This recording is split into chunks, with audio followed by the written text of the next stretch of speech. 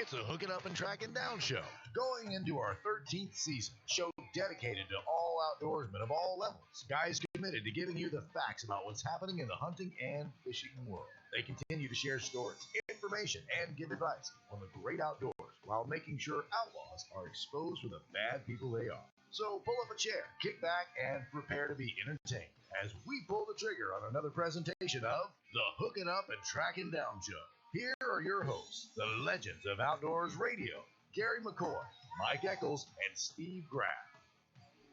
Hey, thanks for tuning in. We are hooking up and tracking down. Going to do it until 1 o'clock this afternoon. Gary McCoy in the middle of the radio. Yeah, that's me right there. Touchdown. Yeah, the Iowa Touchdown. Ranger Pro Staffer, Yeah. Steve Graff. You Right. know, he's good for a field goal. That's about it. That's about right. Bill Muddy and Mike Eccles in the house. And you know what? I'm glad all of a sudden. He's good for I'm extra looking- point. Somebody we all know celebrated a birthday yesterday. Yeah, my older brother. The Mike beater. Oh, really? Yeah, the Mike. When Mike was growing up, everything that we kid Mike Eccles about is all because of the brain damage that was inflicted by Claude Eccles.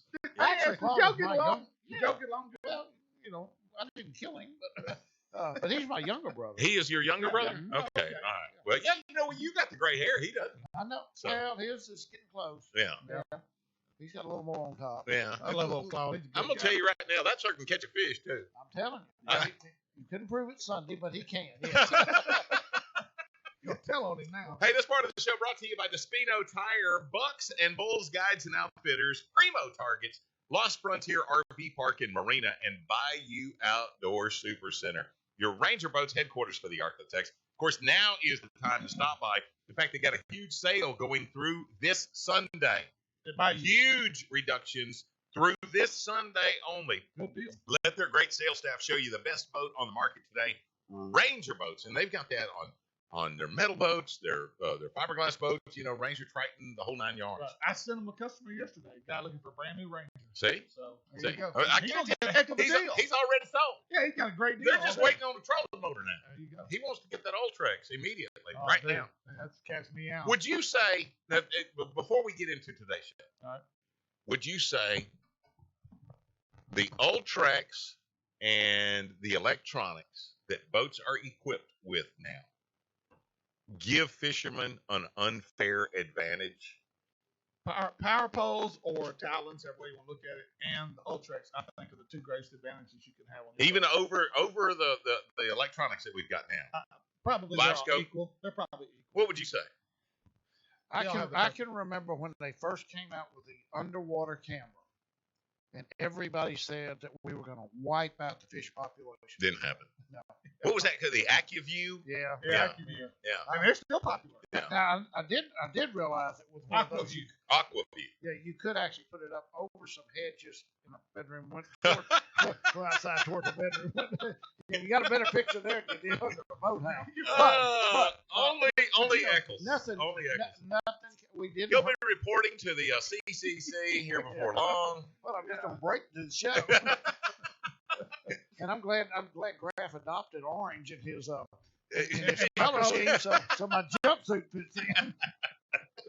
All you got to do is pull over the hooking up, tracking down shirt over that orange. That's right right. in. Yeah. Hey, listen, today's show, 11:30 this morning, our buddy Daryl Gleason, Toledo Bend guide, he's going to be on the show. He qualified last year when he won Toledo Bend for the Bassmasters Classic, and that will begin next Thursday. Yeah. And so Daryl's going to be on the show. Also going to have another Bassmaster Classic qualifier, Matt Herron, who some say could be the dog in this one, could be the man to beat at Gunnersville. Well, he's got an extra horseshoe in his pocket after today. Oh, being on the show, no it's doubt. a shoe-in. No doubt. It's a guarantee. Also on today's show, you might have seen this over the weekend, Saturday on Sam Rayburn in the Triple T tournament. Largest 5 bass stringer ever weighed in Texas tournament history. Or Sam Rayburn. Excuse me. You're right. Sam Rayburn history. Well, now No, wait a minute. I got Yes, says it says largest Texas. Texas, yeah. It did say Texas tournament history. But that's not correct. Okay, so Falcon Falcon. had a 53 pound. Okay. Ooh. Was it 49.31 or 49.32? Don't really matter, does it? Doesn't matter. No. Yeah. 49. 49-31. We're talking about a 10-pound average. And didn't win Big Bass. Yeah, they did. Yeah, they did. They ended up winning Big Bass. Wound up winning. The other guy got I disqualified. think Jeff Holden gave me a whole bunch of bad. Well, no. Jeff was He was right. right. Okay. It just happened. They disqualified the guy for didn't check in procedure. He didn't check in properly. It would be like at Eccles tournament. Yeah. If you show up with your own weigh bag, after you get chastised by Eccles and he chases you down, has Sandy beat you in the head for a little while, go back and get the bag that you're supposed to have. Yeah. Don't bring your own Yeah. weigh bag up here. How many times I gotta Just tell kick you out of the tournament. Well, Danny Isles is going to be on the show with us 12:30. Of course, we got to find out what the GPS points were. And there's a bunch of them. Well, I'm sure that what a lot of people want to know is, were the fish deep? Had they moved up shallow? Were they on the bed? Yes. Anything along those lines. All of those. All of those. Okay. I think they were all deep fish. Of course, Sunday was a big day for Ben Clemens and Randy Deaver in the Lucky 13 tournament on Caddo Lake. Yeah, it was. I mean, we had maybe we had more fish caught than I thought we would, or less fish caught. So we only had 4 teams weighed in. Oh, really? But the deal is that you either think you have big bass, or you know you've got 13 pounds or more Right. on the scales. That's the beauty of the format. Yeah. Is that you don't have to go to the scales and stand around for 30 minutes an hour and find out you didn't get a check. Right. You know, if you got 13 pounds, you're going to get a check. Right. Makes your job a lot easier too, doesn't it? It really does. Yeah, I love it. yeah. I think about doing the boss that way. It's going to be the I lucky wish you 21. wouldn't. I Lucky wish you 21.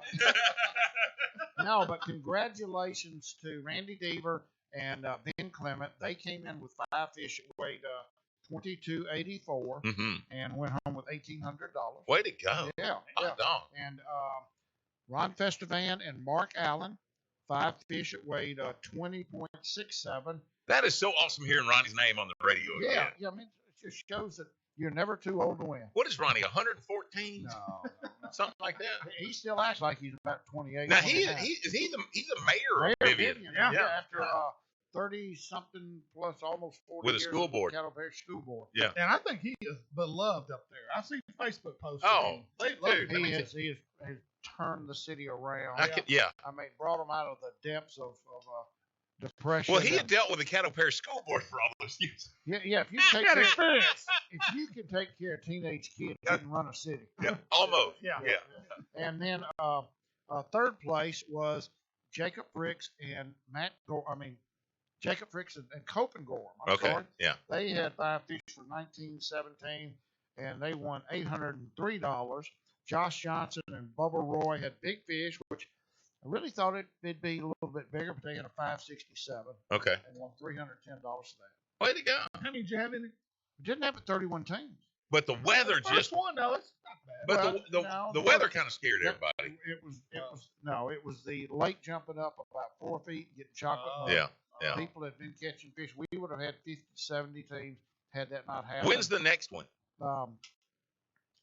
March the 19th, 15th, something like that. What on what lake?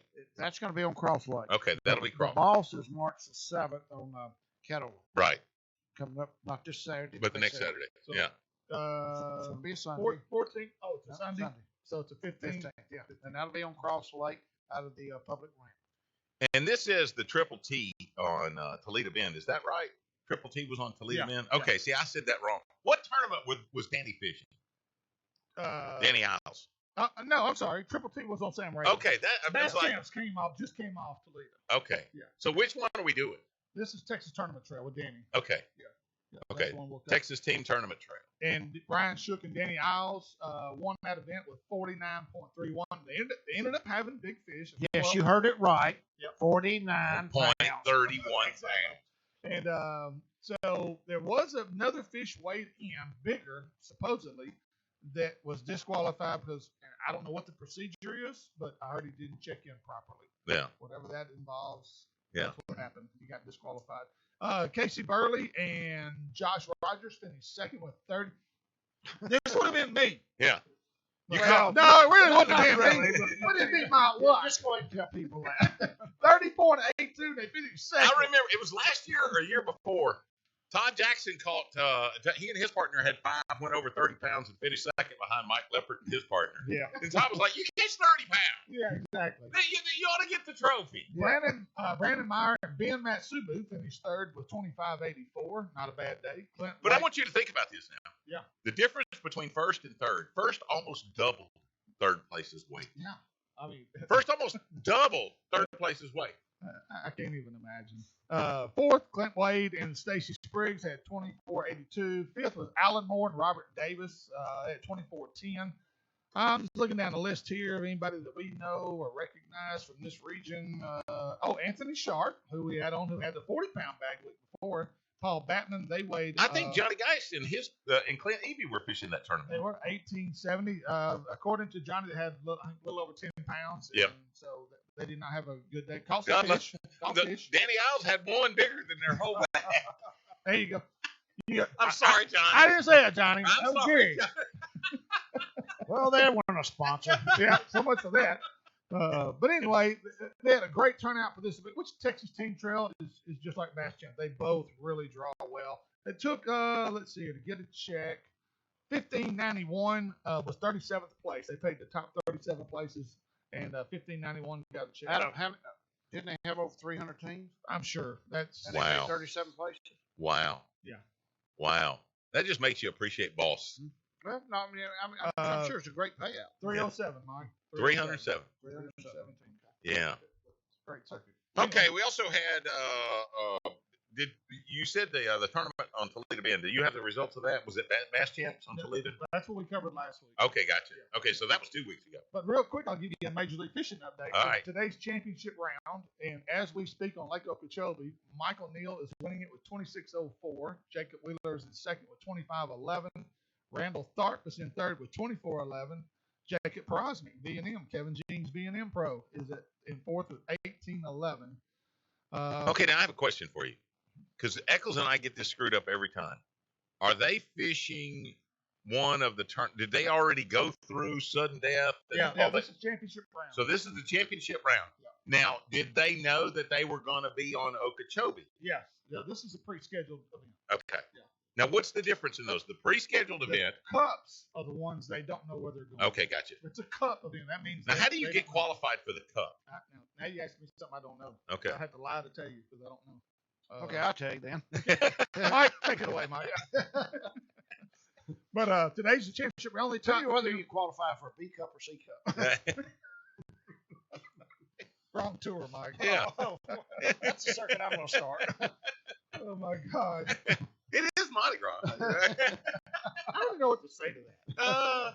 Well, a couple of things that you want to remember now is set you an alarm because here at 11:30, Bassmaster Classic qualifier Daryl Gleason's going to be on the show. You know Daryl; he's been on the show with us a number of times. Toledo Bend boy, won Toledo Bend last year, the Central Open. He fished the other tournaments, made it to the Bassmasters Classic with that, and we'll visit with him. I'm sure that he's probably in Alabama getting ready for the big show right now, or at least getting ready to head that way. He just left Harris Chain of Lakes and had a good finish, matter of fact, and did a good job. I was actually impressed. Now on the Harris Chain, now he's fishing the FLW, isn't he? But he's qualified for the Bassmasters Classic. Yeah, and a matter of fact, Laramie Strickland won that tournament that they just came off of for a $103,000 win. He had 61 pounds 4 ounces. He's from Bushnell, Florida. Supposedly a former, I think, either high school or collegiate champion out of Florida. Let's see. Hunter Freeman from Monroe, ULM angler, finished third in this event with 54.6. I think Nick LeBrun finished up like 31st. He was one place. 31st, something like that. Yeah. He was one place out of the top 30. Nick was 31st with 28.1. But he won 10 grand. Right behind him was Dickie Newberry. Another Sam Rayburn stick. Dickie finished 32nd, and Daryl Gleason, our guest today, finished 39th in that event, won 10 grand. So yeah. Daryl had 27.5. He had some pocket change when he hit our it. local guys did good. Yeah. They did good. Well, sit tight. Here in just a sec, outdoor news for you. We are hooking up and tracking down 11:30, the Tiger. I'm just a country boy.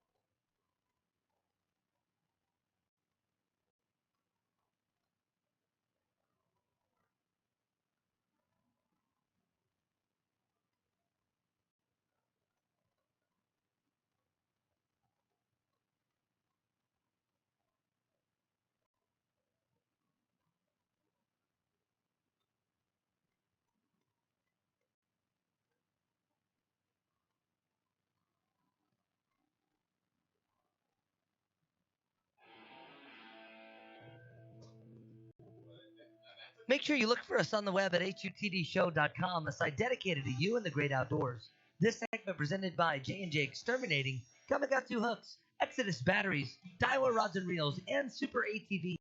Get ready to hit the trails this spring by upgrading your ATV with accessories from Super ATV. All fishing lines are not created equal. At Seaguar, we specialize in making line that's tough, durable, and dependable. For Carpenter Braid, Seaguar has a line that is perfect for what or how you want to fish. Whether it's Tattoo, Red Label, a Braids X and Biz X, or their awesome Smackdown Braid, Seaguar will take you to the winner's circle. Go to seaguar.com to find a dealer near you. Seaguar, always the best. Sad outdoor news today. As a matter of fact, our prayers with Big Mike. If you've ever been up there and seen Mike Williams at the tournaments and stuff, Mike's the one that always bumps your fish and handles that part of the weigh-in process at the Boss tournament. You were telling me he's had a heart attack. He's doing good. Yeah. Where's he in the hospital? He's Willis Knight in Bossier. Okay. And he said he wasn't. Well, no, he didn't say he wasn't feeling good Sunday. He said he wasn't cold. Yeah. And that should have been a telltale sign because it was cold. It can be snowing, and he's generally in short sleeve shirt. Yeah. But he did go in the hospital Monday. They found two big blockages, and they took care of with stents. And I went by yesterday to see him, and he's doing okay. Wow. What a cool guy. He and his brother Greg both. Yeah. Just awesome guys. Some other sad news. I was keeping up with this. I haven't seen anything. That's the latest I found. Yeah, since yesterday. Found something. Search crews have recovered a boat belonging to 3 people missing on Pickwick Lake since Saturday. Authorities with the Tennessee Wildlife Resources Agency say 2 15-year-olds and a 43-year-old man were part of the Obion Central High School fishing team club tournament this past Saturday. According to the school system, the 3 missing boaters missed the tournament weigh-in Saturday afternoon, but organizers believed that they had left early. Well, they weren't reported missing until around 9 o'clock Sunday. Monday morning, crews recovered the boat on the Tennessee River below the dam near Savannah, but the boaters are still missing. The boat was discovered between 13 and 14 miles past the Pickwick Dam. It gives us location to intensify our search efforts, said someone with the TWRA. That means the boat went through the floodgates and had significant damage. It was recovered down around the Savannah Bridge.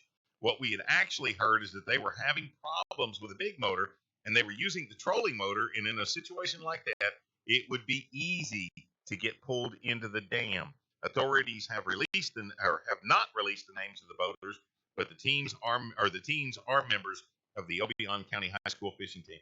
And what I had heard yesterday was the same thing. They still had not discovered the bodies. But somehow they had verified that the boat was occupied when it went over the dam. Now, I don't know whether it was cameras or what. Wow. It was verified that it was occupied. I bet it was cameras. I'm sure the cameras were locking down. That's just, Man, that is sad.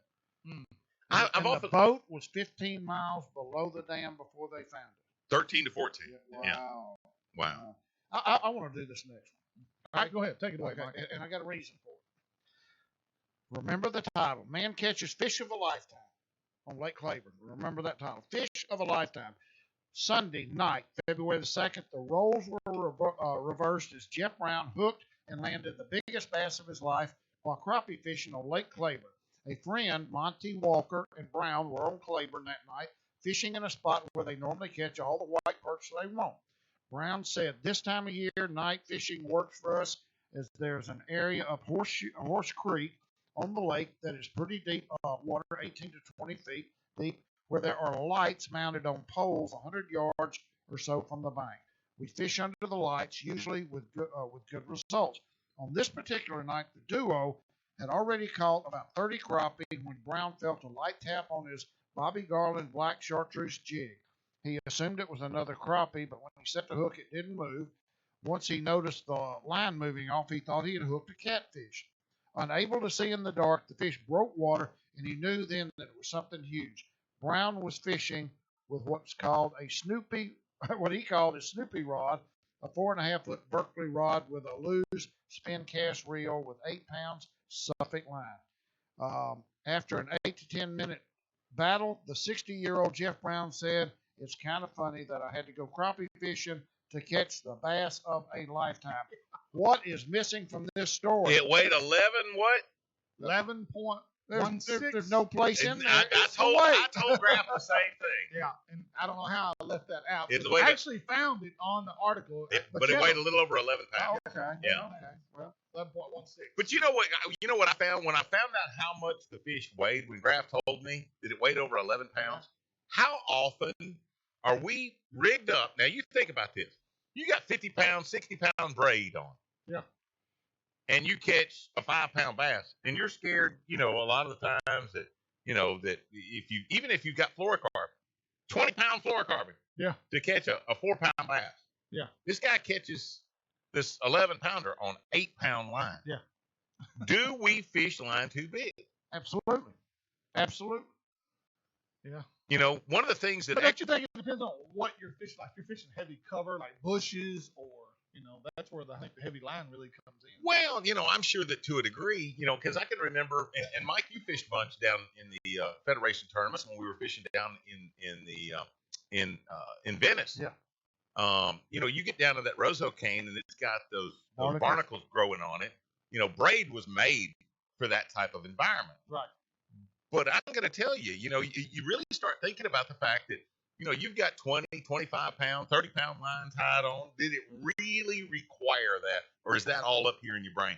And Eccles, you said something one time that really hit bottom with me. And you said, guy said, I hooked the fish and I couldn't turn him. Yeah. And what you said was, well, why were you trying to turn him? Yeah. Let him do what he's got to do. We have forgotten how to fight a fish. Yeah. We Well, really have. I tell you where it became ingrained in with Dave Parker. Mm-hmm. I asked Parker, I said, that I had just had a tournament where I broke off about 3 or 4 fish in bushes with 15, 17 pound tests. Mm-hmm. He said, Graf, it's your fault. I said, well, what do you throw? He said, Graf, there ain't nothing on my reel less than 20 pounds. Never have I had anything on less than 20 pounds. Hmm. And he threw the old Chameleon. Mm-hmm. What was that brand? Maxima. Maxima Chameleon. Yeah. He and I bought it. Both of us bought it from Homer Humphrey. It was brown, and he said, Graf, until you're throwing this, he said, this is like cable. They ain't going to break off. Mm-hmm. You get their butt in the boat. He Yeah. said, you can't get them in the boat when you're fishing 15, 17 pound tests in the bushes. Lesson learned, because it's happened to me twice. Yeah. I lost fish in the bush and broke off because I have strong enough line. Hmm. Billy Graves got on to me at a tournament at Sleepy, same deal. Broke some fish off. Hmm. Man, well, he throws 25 pound tests, nothing less Hmm. than 25. And I'm like, I don't know. Fact is, you're going to catch more fish and get more bites on one. that's true. That's Yeah. exactly right. Before you can ever put him in the boat, you got to get him on the hook. Yeah. Exactly. That's just one of those things that's got to happen. Okay, you got some more outdoor news for us? Yeah, we got LDWF. If you haven't checked out their new website, they've just upgraded their website, brand new, refresh. Okay, now is it ldwf.org? Still the same. Okay. Everything's address still the same. They have launched their new website actually launched Tuesday, February 18th. Let's see here. Will not affect their licensing website, which will remain accessible Oh, throughout. shucks. I was looking forward to them changing how we buy fishing license again. The killing part is I mean, it's easier to buy it online. You do have to pay a little service charge. I think But I'm going to tell you right $10, now, whatever. you don't want to buy your big game license online at home no. unless you have got some kind of a machine to laminate those blasted You're deer right. tags. Because I did it one year, and you got those little papers. Yeah. You might as well. If it's sprinkling, You you're might done. as well put it on toilet paper. Exactly. Their new website updates feature a streamlined design and layout, which I have actually looked at. It's very nice, very attractive. An event calendar for tracking important agency meetings and events. A resource manager for easily navigate research, publications, archive meeting documents. You lost me at layout. A species guide that will feature native and non-native species for Louisiana for quick identification. We will continue to enhance and guide this additional species in the upcoming months. They're going to add more things to it. The website will remain the same, louisiana.gov. Okay. LDWF.gov. I want to circle back to Sam Rayburn. Okay. 49 pounds, 49.31 pounds, 5 fish. Right. Okay. He had one that was a little over 12. 1204. So that means he had 4. This is Danny Isles. He's going to be on the show with us, 12:30? Yes. Somewhere along it. Yeah, 12:30. 12:30. Is that right? Let me make sure. That's right. That's Okay. right. So that means he had 4 weighed 37. Yeah. Didn't he have any other big ones? Did he have like an 11 pounder? I think he had 2 over 10. Look at Who 2 have you ever had a day? Have you No, ever had a whatever day? you gotta say. Have no. you ever had a day where you had 2 fish over 10 pounds? No. all 5 of his fish are bigger than any fish I've ever caught. I mean, if you think about it, have you ever had a day you had 2 over 10 in the boat? No. Now, me and Tommy Wilson had one day we had 4 over 8. Not one of those was over 10. Yeah. Not one. Now, I've been in the boat. Donnie X caught one weighed 10 pounds. I caught two Saturdays in a row that weighed 9 pounds and 15 ounces. And never once have I even seen anybody with a stringer with 2 over 10. No. I had 4 that weighed 28 one time. Yeah. Well- See, that's stout. I did ask Danny on Monday when I lined him up, and I asked him, I said, Danny, I said, did you have to take your divider out? He said, no, we didn't. He said, but the funny thing was, those fish were all deep fish. Mhm. He did admit to that. They're Mhm. all deep fish. He said, you know how you put the clips on them to keep them upright? Yeah. The 2 biggest ones were so big, when you set them in a live well, there wasn't enough room for them to roll over. They couldn't roll They over. had to stay They upright. had to stay upright. And the other 3 on the other side were like stacked them like crackers. They couldn't roll over either. He said, I had to use clips. He said, we just looked at each other like, this is insane. I remember one tournament that I was fishing, Dallas Miller and Jeff Moore. They had a 14-pounder and 4 other fish. I don't remember how big they were, but they were so big. And Dallas said, he goes, it's terrible. He said, when one of your fish takes up the whole blasted live well, he said, we had to put these other 4 fish on the other side because he said that one fish took up the whole. Who has that problem? Yeah, that ain't never happened in my boat. You think about it. That's just one of those situations where it's like, this just does not happen. Okay, a couple of reminders for you as you're staying with the show today. Here in just a sec, Daryl Gleason is going to be on. Our buddy who's a guide on Toledo Bend. He actually won the Bassmaster Central Open on Toledo last year, and that qualified him for the Bassmasters Classic, which now he is competing in the FLW. Yep. But he is also going to be in the Bassmasters Classic next week. We're going to visit with him here in just a sec. And then straight up 12 noon, another classic qualifier, Matt Herron, is going to be on the show. And then the story that everybody is talking about, Danny Isles fishing this past Saturday on Sam Rayburn, 5 bass, 49.31 pounds. You know, and the question was, what was it, last week or maybe the week before, where people were questioning, is Sam Rayburn kind of... That's where I was going to go a little while ago. No, it's fine. I think Sam Rayburn's okay. We are hooking up, tracking down 11:30, the Tiger. Dreaming, still I wait with that same old regret.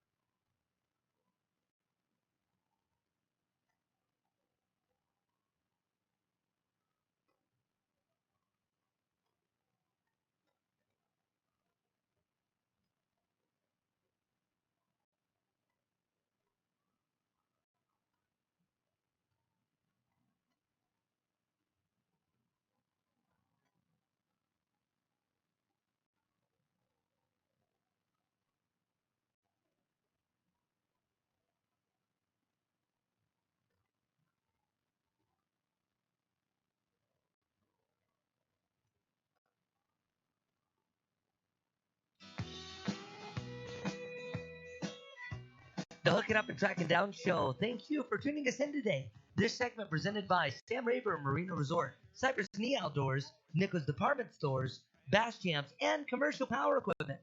Stop by 750 Burtkins in Shreveport to see everything you'll need to get your yard back in shape this spring. Go to mybigmower.com to learn more. If you're a fisherman like Steve Graff and you're looking for a product that will make you a better angler, There's not many out there. take a look at V&M Baits. Tournament tested to help you catch fish and put money in your pocket. Designed by MLF Pro Cliff Pace and Jacob Porosnik, V&M Baits will help guarantee success on the water. So don't just tie on any lure. Get hooked up with a bait from V&M. Go to vandmbaits.com to see their entire line of baits available, or ask your local tackle dealer if they carry V&M. If that's all I need, Yeah. I'll buy the company out. Oh, tomorrow. I'm just saying. That's all you need. I'll buy them out. Yeah. I always tell Pete, all we need is one more rod. One more rod. That's the rod that would have caught him off. Oh, I got to thank Bubba Hadaway. He just texted me a second ago. We missed a birthday. What did? He says, happy birthday to Jay's daughter. That's right. Which one of the girls is celebrating a birthday? Rosie's 5 years old. 5 years old man, today. that's cool. Happy birthday, Rosie. Yeah, that's What, Chuck E. Cheese tonight? no. It's funny. This tonight I'm picking her up. I'm taking her to dinner, just her and I. And I told her to pick a place you want to go, and I'm thinking she's gonna pick at least a nice restaurant. She wants to go to McDonald's. Yeah, Let's go to Rosie. the plate place. So I said, you know what? I won't complain. Mickey D's, baby. Nothing too good for your kids. That's what I'm telling I'll you. tell You you big what. spender. I'll tell you one more real quick story. Her birthday's Sunday, and there's companies in Shreveport where you can book princesses, Yeah. and the characters will come out. So I'm Yeah. booking a princess. Uh-huh. I called Rosie. I said, "What princess do you want, baby?" She says, "I want Ariel." So I called the company back. I said, "We'll do Ariel. It's like $300." Uh-huh. I said, "Perfect." Called Rosie back. I said, "Ariel's going to be there." She said, "Yeah, we want Moana too."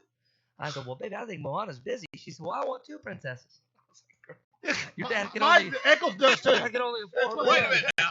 She took the McDonald's, so you'd have the money for Moana. Yeah, no, Moana's tied up that day. She is How much- busy. I wonder how much these people. I got a couple of dresses in my closet. Yeah. How much I can? How much can I make at your birthday party? Mike wants to know what time they're gonna be there. Okay, boys. On the Primo Targets hotline, Toledo Bend Guide, Bassmaster Classic qualifier, Daryl Gleason. Daryl, brother, I'm gonna tell you, it's been a heck of a run for you so far this year, hasn't it? Yeah, man.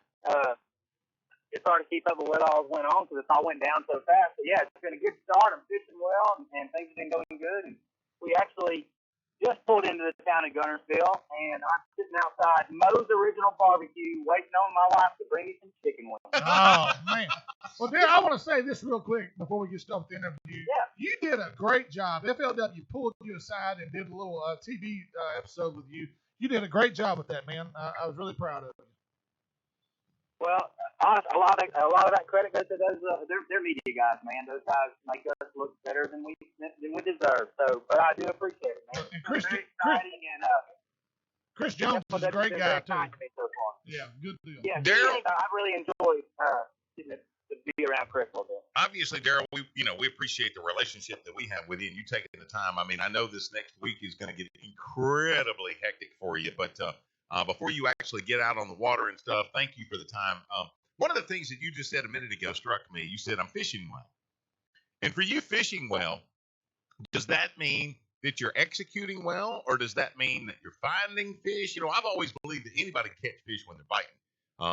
It's finding them and then getting them to cooperate when they're uncooperative. It's like getting, my wife to marry me.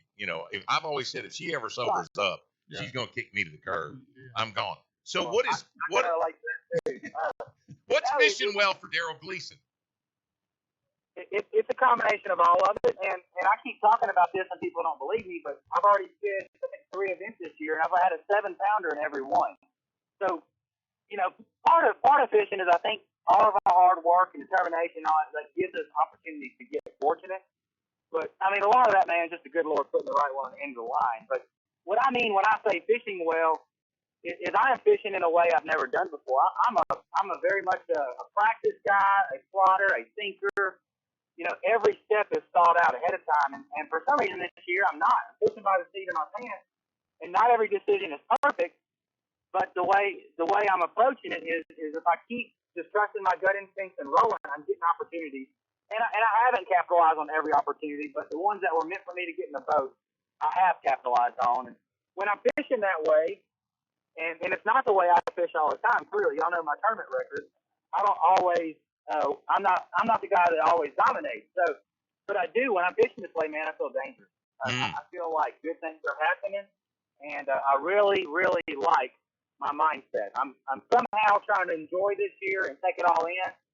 And then when they say go, I'm fishing harder than I've ever fished in my life. Wouldn't you agree though that when you feel dangerous, you've got that feeling, dude, I am the man to beat right now.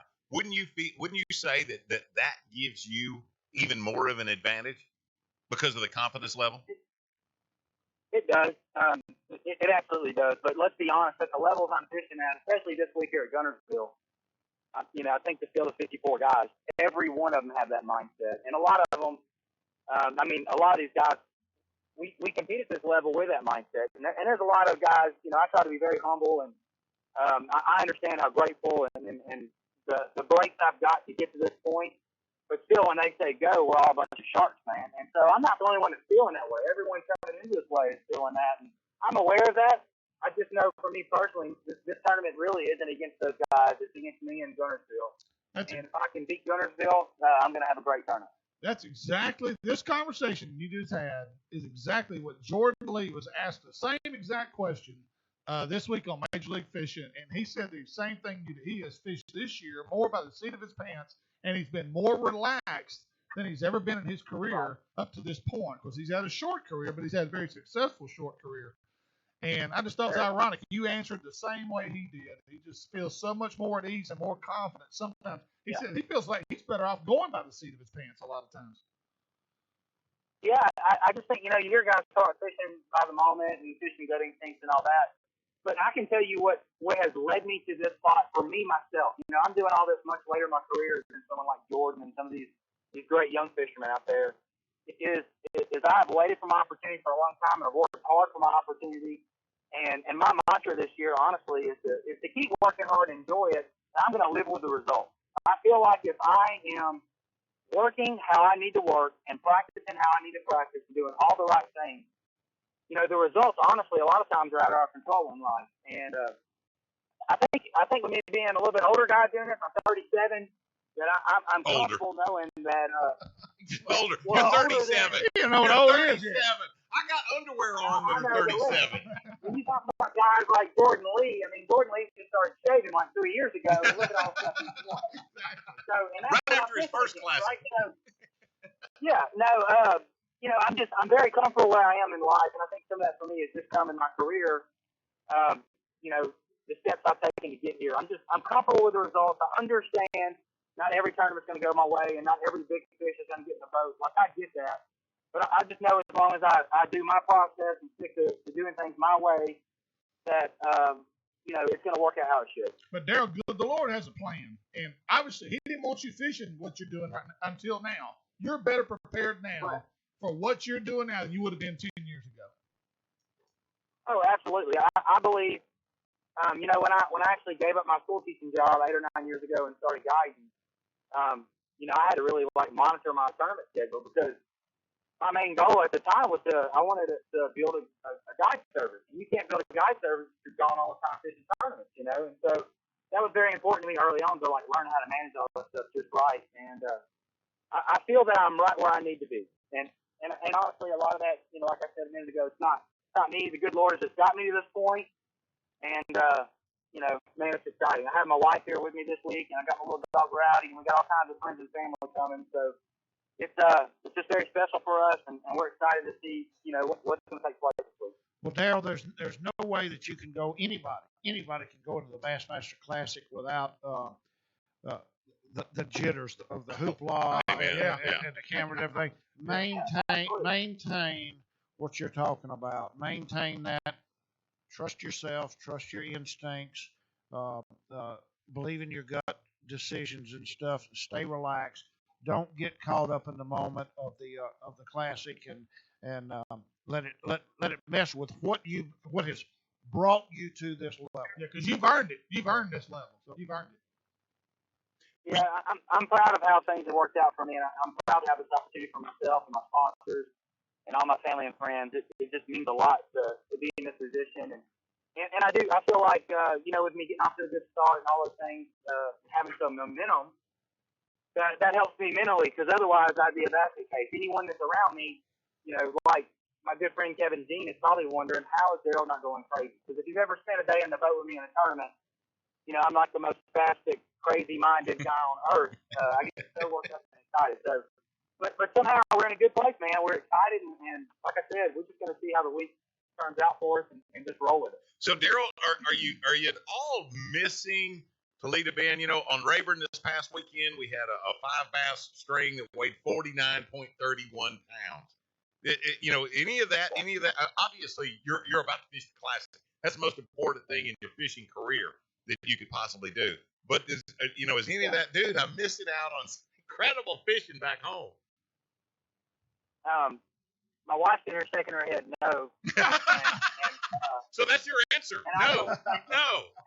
Well, had she not been shaking her head, no, I would still be saying no. No, man. And I did see that great stringer by Danny and Brian, and that's incredible. Those guys catch them all the time, especially this time of the year. They're two of the best at Rayburn, so not surprised to see them be the ones to do that. But no, I mean, I've been a little homesick as far as missing Toledo Bend, but this is such an adventure for us. When I pulled out to head down to the Harris Chain a couple of weeks ago, I left packed for 3 months. I'm not going to get to come home myself until into April probably. Wow. And I'm okay with it. I'm loving it. On the way after Harris Chain, I stopped and practiced at Lake Martin for a few days where we have another SLW event coming up. And I'm good with it, man. Honestly, I do miss Toledo Bend. I do miss seeing all my friends, getting to compete with everybody back home, and getting to take all my great customers out and all that stuff. This is the first time in almost 20 years that I won't be on Toledo Bend in the spring. So, but I'll miss it more after this week. Okay, I'm too excited about what's going on to really miss it. But I am keeping up with what's going on back now. Like what they're doing at Rayburn right now, man, is impressive. Yeah, would you rather be at the Bassmaster Classic or would you rather be at Manning, Louisiana? That's a silly question. Yeah, it is. Hey, brother, congratulations on making it. And let's just go ahead and be the first ones to congratulate you on winning it. Yeah. Yeah, and listen, my wife just almost had a heart attack when you said that.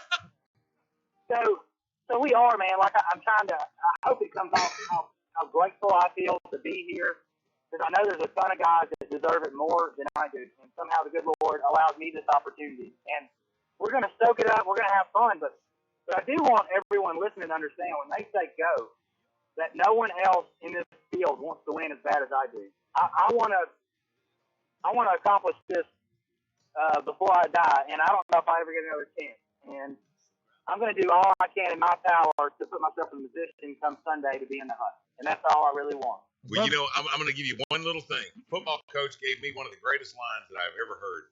Everybody. Hey, don't fire me up too much. I still got several days. Don't get me all fired up. Everybody wants it. Who's willing to go take it? That's the trick.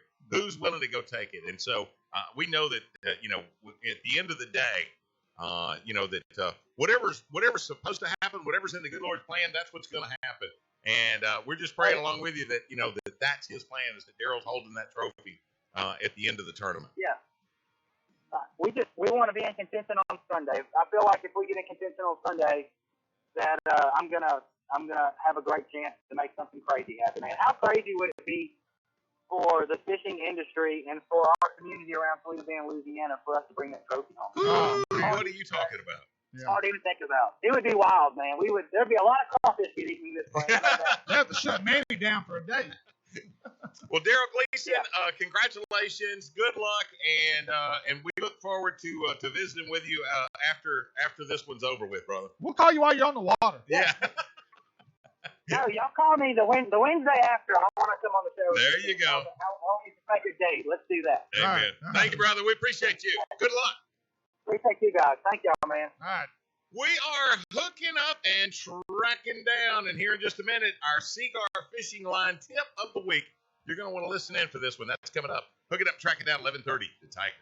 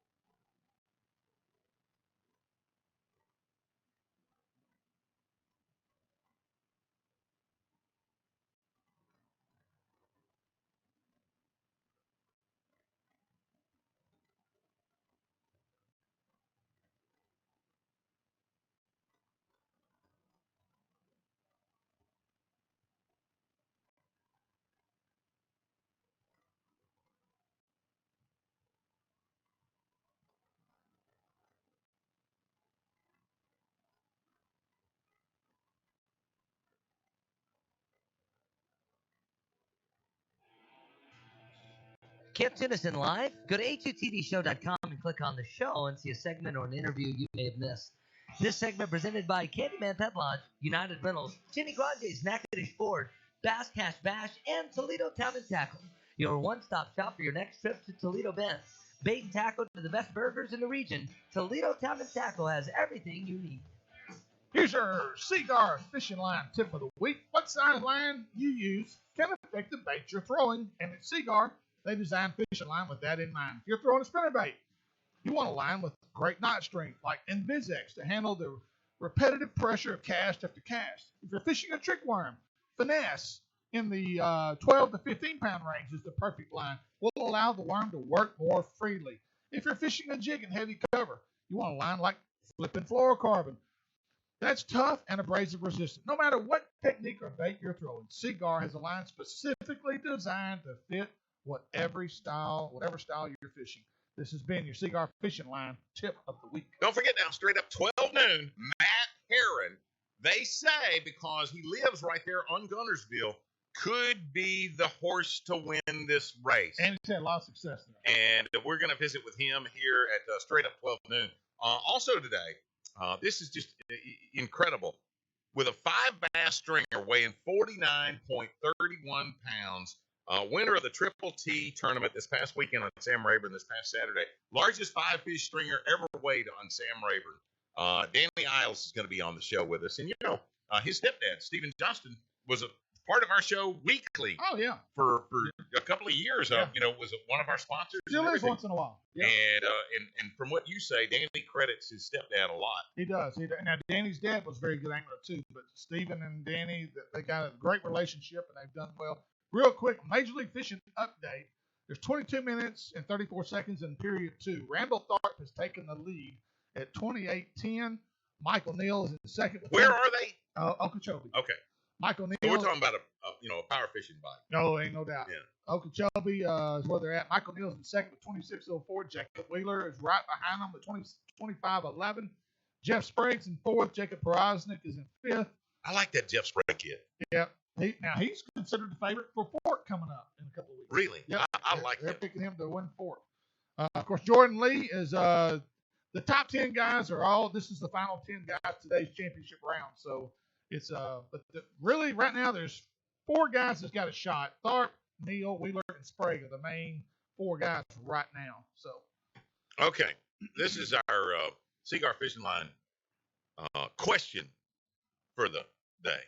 okay, Do bass see colors? this was interesting. Okay, now because I'll tell you right now, I have heard. Do you have something you're going to read and we're going to have to listen Yeah. to you, or do we have We're all going to read. We got 8 points. Listen to this though. We get caught up big time on, well, I was throwing watermelon red, but they wanted watermelon blue. Yeah. Or I was throwing black and blue, I should have thrown black and chartreuse. Yeah. This is very revealing. This is going to tell you whether or not there's any, because the pros don't get caught up on that. No, they don't. No. And with good reason. Yep. Number one thing, do bass see colors? Biological research into largemouth bass color vision goes all the way back to 1937. That surprised me. I didn't realize that, you're talking about over 80 years. People have been wondering how to trick a bass. Can he see? Honestly. No, you're right. A bass what has color can I a throw? bass has a brain the size of 3 purple hull peas put together. And we will spend everything that our wife could have ever saved for to outsmart him. Yeah. You're right. Now, that's sad. Recent research. This is very recent, and research has been done. Universities in New York and Illinois found that largemouth bass eyes contain only 2 different kinds of cone cells. One that is sensitive to green, the other responds to red. What does that tell you? Green and red. What does that tell you? Why is green pumpkin always such a great color? Yeah. In any water you fish. And when you throw a rattle trap in any waters around here, what color is it? Yeah. Red. Red. Yeah. Bass have dichromatic vision and are responsive to a range of colors that is more limited than the array recognized by humans. Yeah. Okay, once again, this study proves that lure colors are designed to catch fishermen more than bass. Amen. And even Kevin Jean has made that comment to me when I've asked you about some of the colors and their array of color charts on there. I said, dude, what? He said, a lot of stuff we do color wise, it's designed to sell. Yeah. Not necessarily catch a fish. Yeah. But that's all companies are like. Yeah. What'd you do? Are you playing with my computer? I'm playing with your joystick. I hit the button here. Don't hit my buttons. Number 5. Number 5. Research showed that 80% of the time, bass respond to red lures. 75% of the time, they respond to green lures.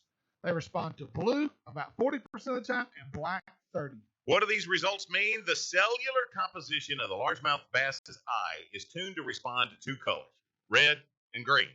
Bass can see these colors well and make decisions with high selectivity based on these colors. Now, one thing comes up because of that. All right. All too often, and I see it a lot from pros, especially in clearer water. Most of the time, you don't want that bass to get too good a look at your lure. Yeah. Right. You don't want them to see it real good because it's not going to be hard for that bass to figure, no, that ain't real. Yeah. And so, I wonder if at times you want to stay away from the green and the red in a clearer water environment. One thing they say in this study, all of these were tested in clear water. Sure they were. Yeah. So muddy water might make a difference in what color you choose as well. All right, Mike. Okay. Outside of red and green, Don't touch my computer. I'll touch it. outside of red and green, many dark colors appear quite similar to the bass, which are unable to make highly selective decisions based on such colors like blue and black. Likewise, bass cannot readily distinguish between very bright colors like chartreuse and white. That surprised me. Muddy water. Yeah. Muddy water. You going to throw a white spinnerbait or you going to throw a chartreuse? I'll throw either one. Most of the time, what color have you got tied on? Probably white and chartreuse. White chartreuse. Yeah. Most of the time. So, but would a white, if this is true, would a white spinnerbait work just as good as a chartreuse? According to this study, yes. Yeah. And you know what? I see a lot of pros in muddy water. Throwing white. They're throwing white. Yeah. A lot of them throw white. I've seen them throw a white swimming jig Oh, yeah. Yeah. Exactly. in muddy water. Muddy water. They And I'm throw like, white. man, I would have never thought of that. Yeah. Okay. And lastly, number 8, these experiments were performed with 8 to 12-inch bass in clear, well-filtered water, conditions that are not exactly representative of every single body of water where largemouth swim. It is possible that color perception may change with age. Now, I heard a long time ago that when it comes to your attractants that you spray on there, and, everybody's got their form, whether it be Berkeley or V&M or Mr. Twister, whoever, they've got their own type of attractant. Right. And I heard a long time ago that really in a smaller fish that isn't as applicable. As they get older, they develop that sense of smell. Oh, okay. I didn't know that. And so, I've often wondered, because I know like Pete, my fishing partner, he just about is not going to throw any kind of a jig trailer that hadn't been dunked in that big gulp or that gulp. Right. He soaks it He overnight. puts it in his big Coke cup? Yeah, every time. Every time. But, the original purpose of scent was not to attract fish. Cover but your to odor. cover your scent. Right. That's what the original And intent was. I will say this, now I see the commercials all the time on all the fishing shows. Berkeley says that their stuff, the fish will hold on to it 18 times longer. Yeah, that's what they're saying. Now, it makes me wonder, though, once he gets hold of it, he might hold it 18 times longer. But does he pick it, because they don't release this, does he pick it up less frequently than maybe something of a different scent? You understand what I'm saying? Yeah, no, I maybe understand. this one would have grabbed it if it had smelled something like that. But if he ever picks up the Berkeley one, he's gonna hold it forever. I don't need him to hold it for just a second. My next question to that would be, is it texture? Is why he holds on to it? Now that I don't know. Or is it scent? It'd have to be scent. I'm not really sure they roll it around their mouth and say, oh, I don't, like some people don't like certain foods. Yeah. Because they don't like I'll tell you, I don't like the texture of it. Yeah. James Lakes told me something one time, and I'll tell you what, James, for those who knew him, James forgot more about bass fishing than most of us will ever know. And James told me, he said, you think about this, in the regular wild, how often does that bass get a hold of a crawfish or a brim or something that gets turned sideways, and one of those fins poke him on the inside? He said, anytime you get a bite, oh, I put a hook in him, he'll never hit again. Well, You don't know that. You know, he might have chased a brim just before he bit you. Yeah. That got turned sideways and stabbed him all in the mouth. Okay, what is you? Let's go back to muddy water. What's your favorite color to fish in muddy water? No, I'm not talking about plastic. Plastic, Jig, worm, creature bait, whatever. black neon, Favorite color. black neon. Same for me, black neon. And I'm going to say, I'm distracted now. I'm going to say, and I hate fishing cold muddy water. So let's just say warm muddy water. Yeah, black neon. Number one color for me, and I learned it from what me and Joey Hood learned it together on the river. Flipping blue. Flipping blue. Yes, sir. In muddy water. Yes, Well, sir. I'll be dog. Huh. Now, What's flipping blue? That's a color? Yeah, it's almost like a sapphire blue. Yeah. Now sapphire for me. Yeah. Yeah. Well, some of the companies call it flipping blue. Yeah, but it's a blue blue. sapphire. It's blue. Yeah. It's the color of that tape. On the Yeah. boat. Yeah. But it's got a lot of flake in it. It's the color at the top of what's her name? Britney Spears Yeah, or Jessica Simpson, whatever her name is. I never saw her face. Yeah, Oh, that's her pants on Yeah. that poster right there. And the Pepsi, it's that color blue. Yeah, but it's got a lot of flake in it. Yeah. Yeah. Sapphire special. Now, I will say this: back in the day, and you think about this. When was the last time you threw anything that was just plain old regular pumpkin seed? Oh, it's years ago on Black Lake. I was going to say, That's years fine. ago on Black Lake, And that's the last time I threw it. you threw regular pumpkin seed when it was muddy, and you would kill them. Which was sort of a root beer color with black flakes in it. Exactly. Yeah. Yep. Okay, sit tight. Matt Herron qualified for the Bassmasters Classic. It's on his home pond at Lake Gunnersville. We'll visit with him here in just a sec. Hooking up and tracking down. 11:30 the Tigers.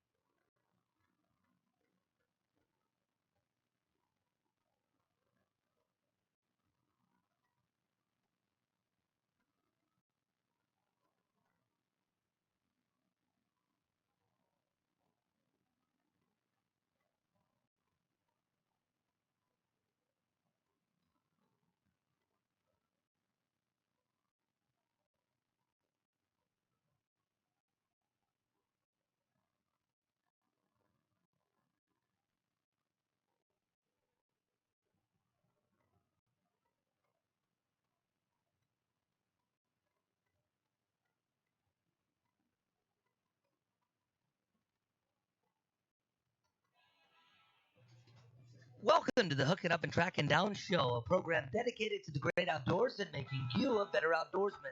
Sit back and enjoy the best outdoor show around. I'm Jay Watley. Here are your hosts, Gary McCoy, Mike Eccles, and Steve Graff. Hey, this part of the show is brought to you by the Red River Waterway Commission, Daiwa Rods and Reels, Seagar Fishing Line, and Lake Fork Marina. Make your cabin or motel reservation now for Lake Fork Marina and Motel. At the big bass capital of Texas, we're talking Lake Fork. And on the, we're going to get to him here in just a second. Yeah, Hooking Up and Tracking Down shows pleased to announce the 2020 Bass Champ Circuit is out, considered the best bass fishing circuit in Texas. Win cash and prize at each event and maybe a brand new Skeeter bass boat. If you love team bass fishing, Bass Champs is the circuit for you.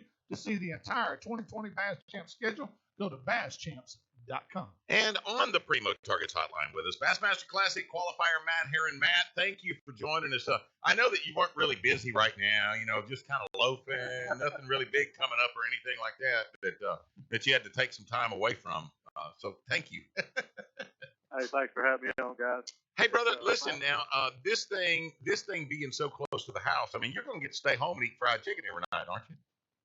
I'm actually going to sleep in my bed every night. I am. That does not suck, does it? It really doesn't. It's still about a 45-minute drive to the lake. But I'd rather sleep in my bed and stay in a hotel. Oh, amen. Yeah, I think it gives you an advantage. Now, Matt, tell me the advantage of all the good things about it being in your backyard. Does that outweigh the what do they call it? The probable, the negative that everybody worries about home field advantage, too many decisions to make, too many ghosts to chase. Is that going to be a Well, factor with you? no, believe it or not, I mean, I'm very familiar with Eufaula. I'm very He's going to the classic on Eufaula. Yeah. Okay. No wonder he's going to win. I'm right here at Eufaula, Alabama. You see, standing outside the R&D building. But yeah, got it on my mind. But no, Gunnersville I am very familiar with. I've seen many tournaments there, but I would consider Gunnersville my home one. I know it very well. I know the ins and outs of it, and I'm really looking forward to this simply because I don't have any memories there, or I don't have any pet holes. I mean, I've done very well there in tournaments, but I've always fished in the moment, and that's how I plan on fishing this class. One of the things that occurs to me on this is that as you're preparing, for something of this magnitude, probably is not. A lot of guys do get some preconceived notions. You get an idea as to where they ought to be or what ought to be going on, and really until you get a couple of days or of practice under your belt, you really don't know, and then things could get refined from that point. But we've had some blasted much rain of late. I don't care. I don't care if you were on the lake last week on Toledo Bend. It's a totally different lake this week. Today. Yeah. Exactly. Are you guys getting that kind of weather in that area? We are, and I've been the first senior right hand man. I've been watching it every day. That's the fisherman. I stare into that crystal ball, and I'm trying to get mentally in tune with what I think's coming, what's going to happen. And I was looking at some stuff coming across the line last night. It appears that next week they're calling for another round of 4 to 6 inches of rain in North Alabama. Holy wow. cow. So, Matt, you feel like the Classic is going to be dictated by a high or rising water condition? I don't know. Right now, it's been fall. They got it finally caught up. They got it turned around a little bit. Still a tremendous amount of flow. The river started clearing a little bit.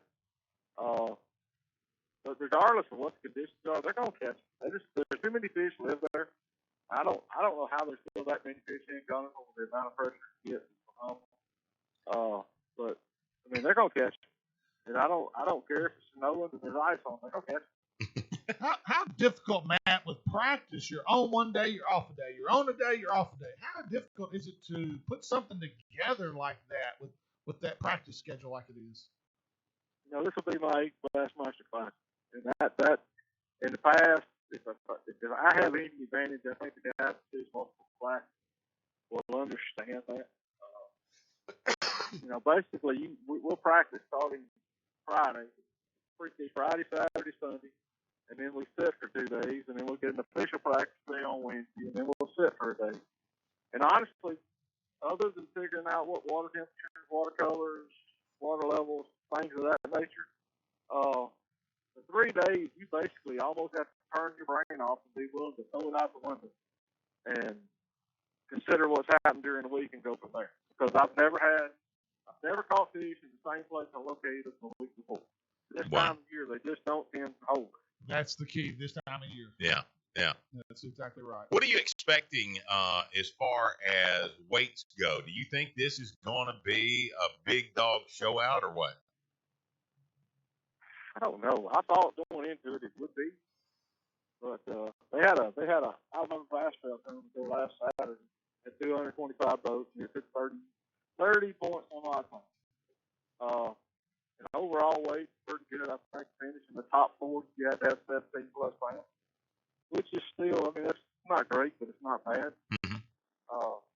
And the conditions were really not conducive. I mean, they were dealing with high water. It was in the mid 20s. At the last off, I think the warmest part of the day was about 50, and they still caught those fish. And looking at next week, they're looking at a few, reasonably warm days. Looks like Monday on after we practice, it's all going to be close to 60 or a little above, and the nighttime lows is going to be somewhere in the mid 40s. So, and of course, we're getting close. It'll be the first week of March to get close to the fish moving. Just if the moon and the stars line up and the guy winds up on the place for the right magical hour, you're going to see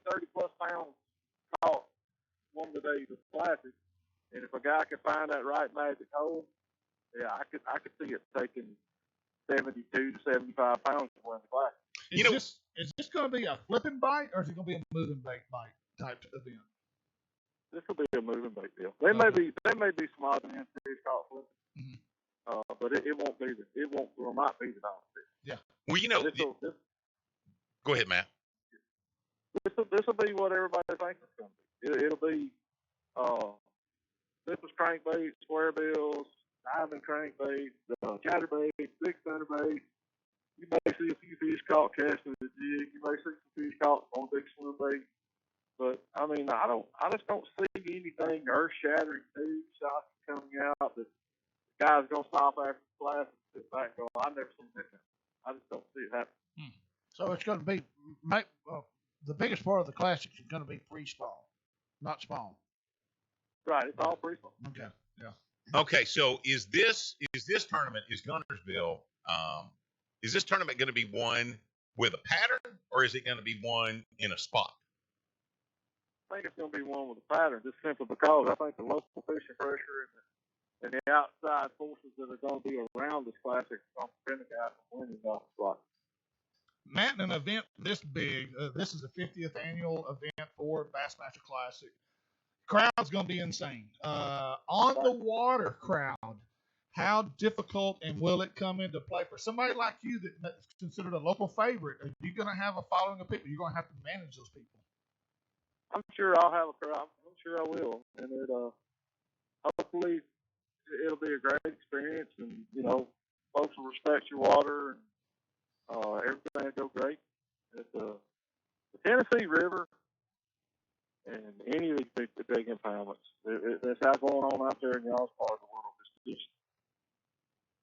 It's getting to where it's hard to fish in areas multiple days just because with the map cards and all that we have now, they're so spot on. The guy can sit there and waypoint you up. And it just seems like a lot of that respect for a guy kind of gone out the window. Mm-hmm. Well, you know what? You brought up something really interesting right there. If all the boats, the spectator boats that were going to be around you for the 3 days of competition, if you could have a meeting every morning and, bring them all up to you, what would you tell them in that meeting? Just to stay home. Give me some room. No, believe it or not, man, I love a business. Yeah. And I've had some phenomenal experiences with the fans. I mean, the biggest thing about bass versus all ever saw this other hoopla going on, I don't care who tells you what. When you got 50 bucks following you around there and hooting and hollering every time you catch one, I mean, that's what you live for. Yeah. I mean, that's just what you live for. Well, it's the most. Something a lot of people. What do you do when you got to pee? Well, there's a pattern to that. Okay, I'm all ears.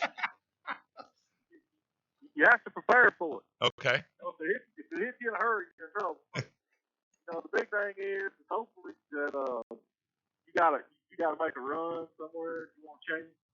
So you get down off the deck in a hurry, but they ain't got enough time to sit down and get ready. And that buys you about a minute.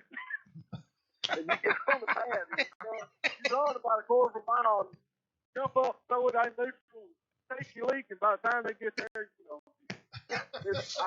Well, what if you're like Graf? What if you drank a Coke and ate a ding dong that morning, and all of a sudden you get that other clenching? You avoid that. That other clenching factor.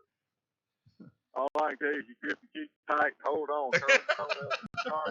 My daddy always said, "Don't you ever turn loose to catch another grip, cause you'll lose it right there." It'll right. You can't lose focus. And look, it's really hard to focus when that's going on.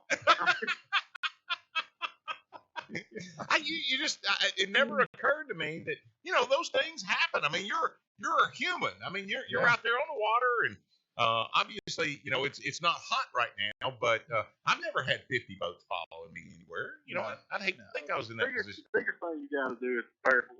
Start going for the week.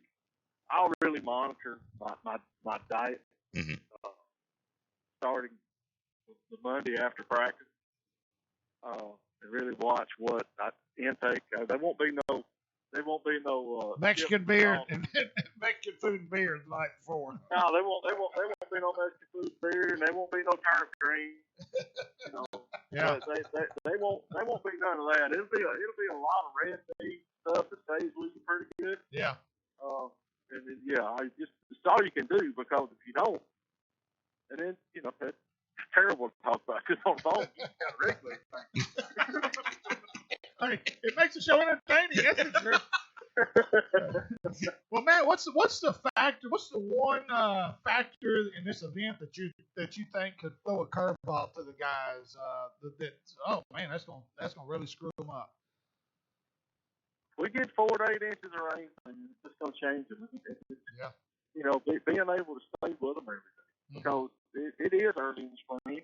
Typically, those fish up there will start falling around the third, fourth week of March, and that process starts. So we're gonna be here on the full moon. The moon will be full that weekend, and they should be coming. I mean, they should be coming, and it's just gonna be a matter of can a guy get fortunate enough for them to stay with him 3 days. And you gotta have 2 perfect days and an average. Can you start with the average day? Can you? I've always heard you can't win it on the first day, but you lose it on the first day. If you start with that average day, is it over? That's the first day. You might not win it on the first day, but man, sure lose. Yeah. Well, look, it's all about an average, okay? And the thing going into this classic, I don't think there's no big secret. I think unless we just get epic flooding next week and something really crazy happens, it's gonna take 20 plus pounds today. And if you ain't sitting on 18, 19 pounds every one of those days, you probably got big problems. But you stop and look back. Paul Mueller about won the class with Randy Howell. If he would have caught anything on day one, Randy would not have won the class. Right. Jordan Lee almost won that class. He didn't have but 2 or 3 fish the first day and backed it up to 225-pound back. He could have won 3 in a row. Hey, and I'm going to tell you what now, if Randy hadn't had that epiphany from the good Lord to turn around, that wouldn't have happened. Yeah. No. I mean, it's just, the thing about Gunners or any of these lakes like Raven or Toledo Bend or where these giant sacks come from, I mean, 1 hour can totally change the outcome of the tournament. 1 hour. I mean, in a matter of 5 casts, you can put a bag in that boat that just totally changes the game.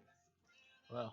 So it's just the way it's always been. The guy that wins this classic is going to have one day that's going to be phenomenal. He will put it together that one day, whether he has 2 mediocre days to back it up with. I think the guy that wins the classic is going to have a 25, 30-pound back. Well, Matt, I want to tell you that right now I want to thank you ahead of the game for making me a millionaire. Because as soon as we get off the air today, I'm going to start the ball rolling. I'm fixing to create a pair of classic underwear. Good for 12 hours, anything you can put in them. And They're called Depends. I'll have them at ICAST.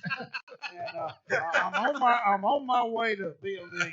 Thanks to Matt Harris. Now listen, Matt, we got to tell you one other thing. When you win this classic, next Wednesday or the following Wednesday, you got to come back on the show. You understand that, right? Hey, if I win this classic, it don't matter if I do or I don't. I'll be glad to come on. He'll drive the Shreveport. Hey, brother, thank you and good luck and enjoy. All of the activities and everything that goes with it. I mean, you are a star. Yeah. Thank you, man. Thank y'all guys, and call me anytime. All right, Matt Herron. Bassmaster Classic qualifier, our buddy Matt Herron, and here in just a second, our Exodus Batteries question of the day. We'll get to that here in just a second. We are hooking up and tracking down 11:30. The Tiger. Dark whiskey in the evening, I'm getting red dirt rich, clear in the page.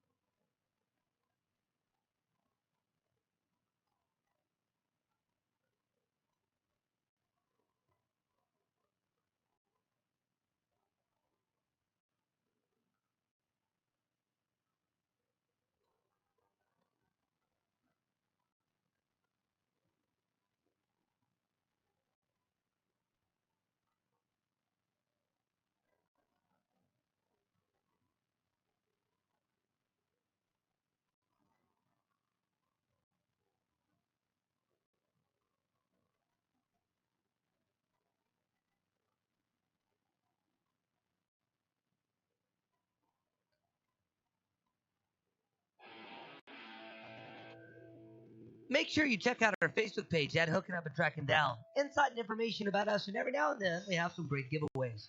Like us and share for your opportunity to win some great prizes.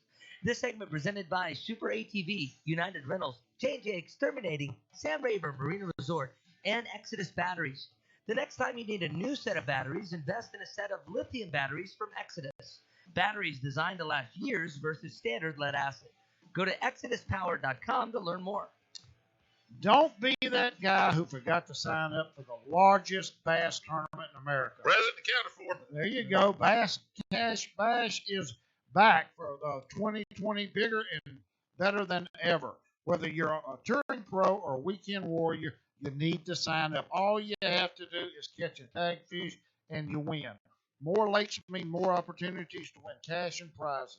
This year includes Louisiana Delta, Lake Eufaula, Alabama, Caddo Lake, Sam Rayburn, Toledo Bend, Lake Gunnersville, and Lake Fort, Texas. So don't be that guy. Sign up today by going to Bass Cash Bash. And I want to thank P.D. Vincent for being up at the Lucky 13 on Caddo Lake this Sunday. He wants to put 100. He wanted to put 150 tag fish in Caddo Lake. He lacked 5. Wow. And he tagged 5 fish out of our weigh-in. 4 of them being worth $1,000. 1 of them being worth the Phoenix boat, and released them right at the ramp at Buzzard, the new Buzzard Bay Marina. Used to be the old Crickets and Colliers. And I want to thank Kathy and Russell Harris. They've done an outstanding job of fixing things up. They're going to do a lot more. Great host. But those fish are swimming around, including the boat.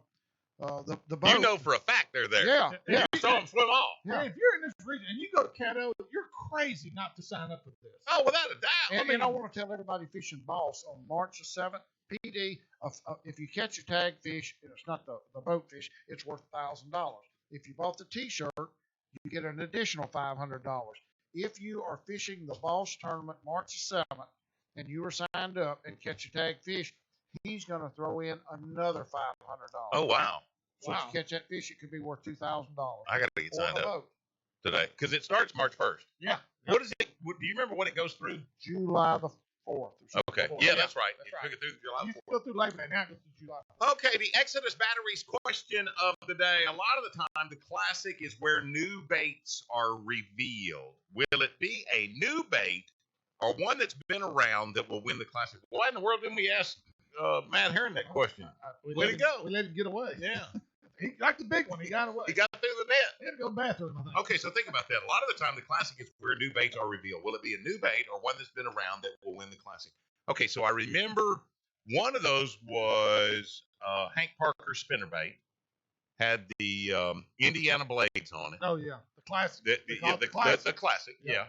I want to say George Cochran did it one year with a little crankbait. I want to say it was in a river system somewhere. It was one of the lowest weighted tournaments that ever was. Oh, and David Fritz with the Pose crankbait. Yeah. I mean, nobody knew what Pose was before that. Think of some other new baits that came out because of the classic. How often do you think they just say they caught it on that bait? Crickets, shiners. Now, I think they can't get away with that anymore. No. I'm talking about back in the day. How often do you think they said, "Oh yeah, caught every one of them on this double banded"? You know, there was a lot of PR going on back in those days. Yeah, it was false. Right. I bet that one of a bait that will help more anglers in that classic is going to be the bladed jig. You think? Yeah. That may be the best bait that's come out in the last 10 years, wouldn't you think? But you know what was so funny? You know what was so funny was the designers of that. I was reading more about it the other day. You know, they had been fishing with that bait for 10 years before it ever came out. Yeah. Been fishing with it for 10 years. You know who threw it first?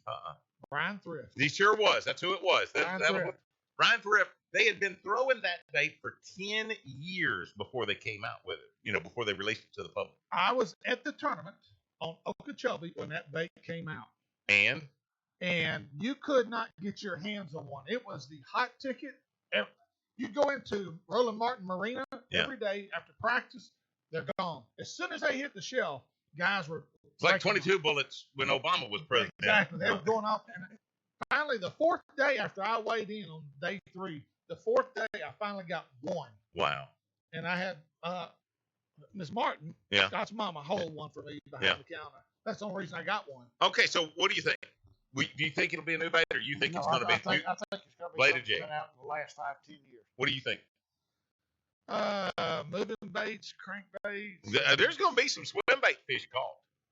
There's going to be some 1.5 fish caught. Yeah, there'll be some crankbait fish caught. I really don't know. Has the spinnerbait Yeah. seen all the innovation? Has it come in every form and fashion that it could possibly come? Is there nothing else they can do to a spinnerbait? See, I wonder if Rick Clunn's Trickster, was that revealed at a classic, or was it revealed just whenever? Or did the classic? I don't remember Rick Clunn winning a classic and it being centered around a spinnerbait. Mm. I don't. Now, I'm not saying it wasn't. Now, the last time that they were on the down there on what's the river? Seven. No, Florida, St. John's. St. John's. The last time that he won, it was on that big old spinnerbait. Spinnerbait Before was- that, it was a bladed jig. It was a lot of it was a trickster, but that was the elite. Yeah. Oh yeah. Yeah. But you think about it. I mean, what's left? What's new? What's different? It doesn't matter. Just to make money, to sell baits and make money, somebody will come up with something, and all you've got to do is get enough people throwing it, and it will catch fish. You No know, matter what it is. you're right. You're right. I You're think right. the swim jig will come into play a lot in this event. All right, tell me this: you're showing up at the lake, and you can only have one. One rod, one No, rod. no, no. You can only have one. You can Pair of only have. underwear? No, you can have a swim Buy jig. my new ones. You can have a swim jig, or you can have a bladed jig. No, that's. I'm going with the bladed jig. Even though I love a swim jig, Yeah. I've got to go with the bladed jig. What about you, Mikey? It's going to be a bladed jig, but I'd probably say that's wrong. It's going to be a bladed jig because I've caught more fish on it. The smart thing to do is go with a swim jig. Because you can fish it like a regular jig. Well, now you could and a bladed jig Your as well. hookup ratio is better on a swim jig than it is on Yeah. a bladed jig. Absolutely. Yeah. Absolutely. Why? I don't know why. I've always wanted Does the that blade myself. get in the way a little bit? I don't lose a lot of fish on Oh, a we bladed do. jig. I don't lose a lot of limbs on a bladed jig. You ain't gonna lose a limb. Yeah, no. It's like a magnet. to a tree. I have seen a bladed jig jump 3 feet to the right just to hook a stump. I remember walking in the first time I bought a bladed jig. I was talking about. I said, "Well, most everybody I talk to says, man, this is the hangingest up bait that they have ever seen." And Big Dave over at Bayou says, "Oh, that bait doesn't get hung up. You can't make that bait hang." And I was like, "Dave, you are kidding me." Please. Okay, so if the water's a little bit muddy over there, it's rising. Yeah. You're assuming that it's going to be something that's already in the arsenal. I think so. Yeah. I don't know if anything new has really come out. I know even going to ICAST this past year, nothing really come out like, oh, wow, that's innovative. That's different. It was kind of a spin-off of something else. It's tweaked something, nothing really new and exciting. I watched over the weekend, some other guys probably saw it as well, the Toyota big bass thing that they did on Lake Fork again last year. And the young boy that won it, Brandon Cobb, was that water. Now, it might have been a little bit clearer if you were there than what it looked, but the television coverage, that water looked muddy. Right. And he was catching those fish right and left. Now, I say right and left. He wasn't catching 100 fish a day, but he was catching fish right and left on a jerk bait. And at times, he would get a good bite on topwater. Now, they were fishing a shad spawn, but he was still throwing that jerk bait in what I would have deemed muddy water. I would have never thought about throwing that. That just shows the level that those guys are on compared to a weekend warrior Question. like me. And Matt kind of talked about it briefly, but is practice way overrated at the Classic because of the conditions? Is practice way overrated, period. Well, summertime, I think you get it a pattern and a rhythm as far as the weather, but this time of year, front after front after front, especially within a 5-day period, oh my God, it can change dramatically. Okay, well, let's just take what we've been talking about. Is practice overrated? And what is the big issue with MLF right now? The tournament that has no practice. The cups. No, I'm talking about MLF, Okay. no practice versus tournaments that do have practice.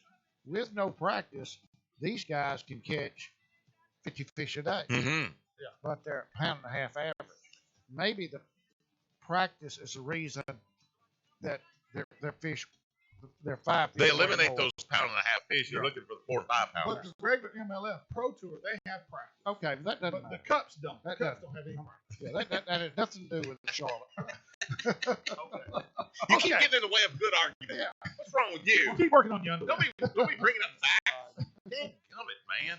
All right, sit tight. They caught 49.31 pounds with 5 bass on Sam Rayburn this past weekend.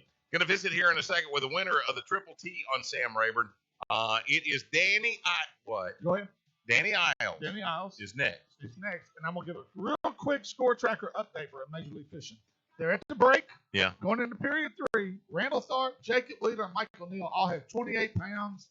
Randall's leading at 28.10, Wheeler 28.6, and Neal 28.4 going into the final round. So the top 3 places within 6 ounces. Exactly. That's crazy. Hooking up, tracking down, 11:30. The Tigers.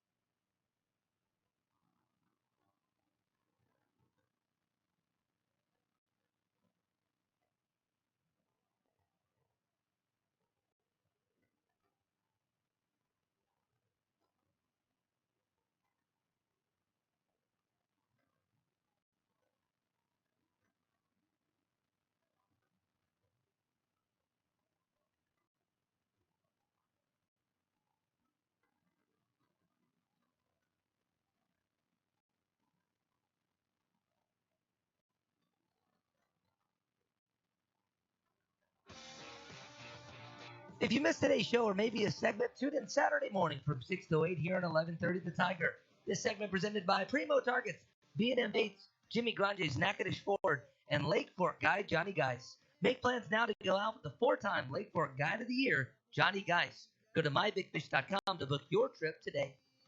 Super ATV has one accessory that's not a product. It's a team of experts, guys driven by performance and the desire to make parts and accessories that will make your ATV the best it can be. Years of experience by a team of professionals who share the same passion for off-roading as you do. So today we salute the Super ATV team of experts who take pride in creating the best accessories possible. To meet these guys and what goes into the research and development, go to superatv.com. On the Primo Target hotline with us, half of the team that has now caught the largest 5-fish stringer ever weighed in a tournament on Sam Rayburn, Danny Isles. And Danny, I understand that you're at lunch right now. What are we having for lunch? Actually, me and a few coworkers are at Nuke Pizza in Lufkin, Texas. So you doing burritos or what? We're eating pizza. Yo, you're eating pizza at Nuke's. Ain't nothing wrong Dude, with you don't that. go to Nuke's to eat pizza. Come on, Boa. You do if you have that kind of fish, you eat whatever you want to. Exactly.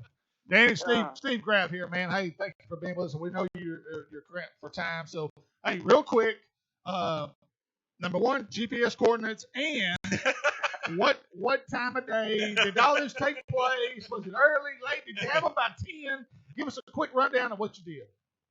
Yeah, we caught them, I guess, fairly early in the morning. I don't know the exact time we caught the fifth one. I do know, I remember looking at the depth finders, it was 10:48, and we had all five of them.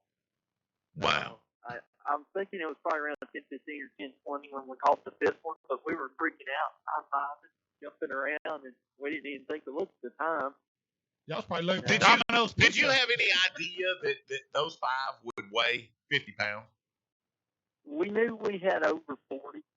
We didn't know what, and then we kept adding them up in our head, going, well, we think we have 45, 46. Then we got to really thinking about it, and I'm like, I got to find out. I pulled one of the fish out and weighed it to see what we thought the small one was, and I guess I grabbed the wrong fish because the one I thought was the small one was probably not the small one. If we added it up again, we're like, there's no way we had that much. Wow. So So what do you think your smallest fish was? I think we had about a 7.5 or 7.25. Oh, boo-hoo. Man, I use that for bait. All right, and your big fish was a little over 12, so everything ran from 7.5, all the way to 12 pounds. Yes, sir. I know we had a 12.04 and an 11.47 because they weighed those on the weighing stage, and then the one I picked out of the live well to weigh in the boat was a 10.02. So yeah, 3 over 10. 3 over 10. It's unreal. Have you ever had a day just out fishing? You ever had a day that good before? No, not even close. And that's the crazy thing. If you go to bed, you dream about catching a big one of the fish. We've never even dreamed of catching that kind of fish. Yeah. And Danny knows how to catch them, too. This isn't a guy that just, happened to catch a good stringer once in a while. This is pretty consistent for Danny catching big fish. So, Danny, a couple of questions for you. First off, did you catch them all in one spot? And the second question is what kind of a pattern were you working?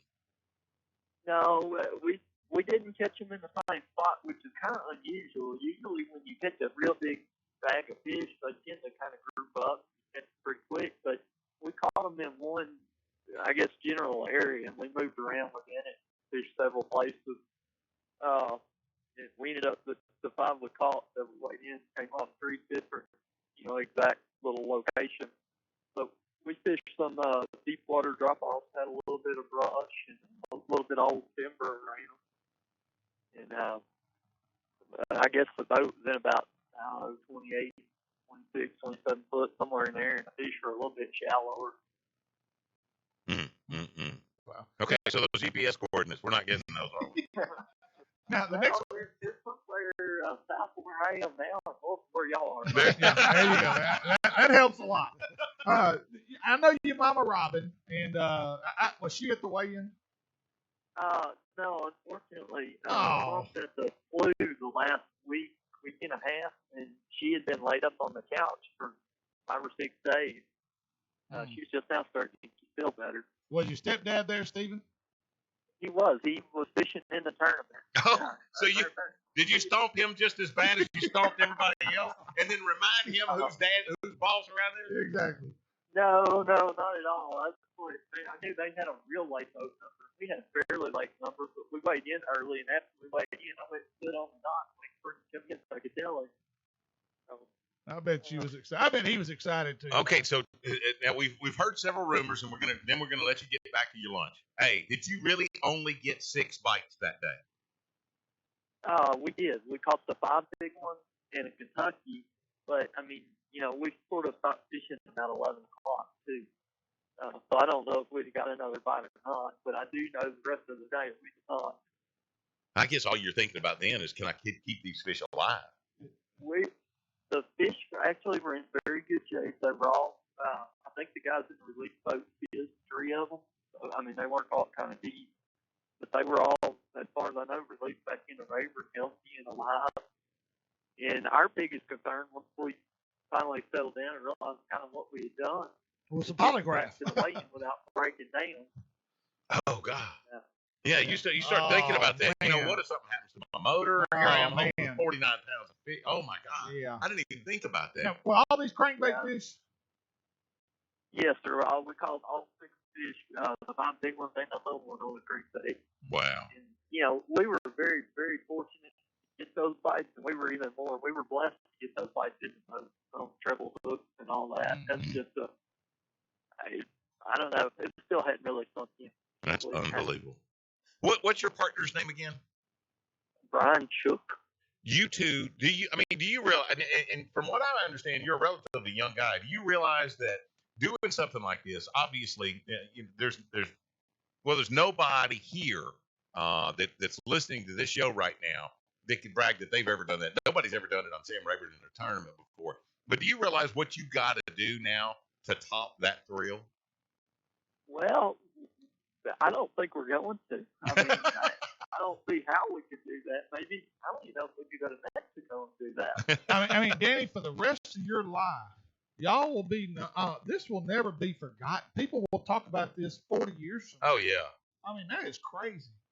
It really is. It's insane. Well, Danny, thank you for the time. I want you to go back and enjoy your meal there, your pizza, that great pizza at Nuke's. And Tell Nuke's we're looking for a sponsor, too. yeah, and listen, Graf was serious. He really needs GPS coordinates. Yeah. So if Well, I'm sure I can find some and send y'all. Do y'all You know, he sounds like Nick LeBrun on the phone. That's what he sounds like. That sounds like the answer Nick would give us. thank you so very much, and congratulations. I mean, that Thank you. I don't know that that'll ever be beaten. Yeah, man. It was a very, very special day for us. And it's not one we're going to forget, probably ever. Amen. Well, when I see you next time, Danny, I'm going to reward you with a hooking up and tracking down cap. Yeah, see? Just for catching On top of 49 winning pounds. that tournament, yeah. Might even give you a T-shirt. There you go. Hey, we appreciate you, brother. Okay, y'all have a good afternoon. You All right, betcha. man. Okay, Danny Isles. If you saw it on Facebook, in fact, I don't remember. My son tagged me. He was at the fire station. You know, you firemen, when you're not running a fire, you just play on your phone or watch TV. You got nothing to do. And my son tagged me I in think that. I'm going to work where I have some time off. And I thought to myself, wait a minute. That says 49.31 pounds. Yeah. There's no way. That Yeah. might have been 2 days.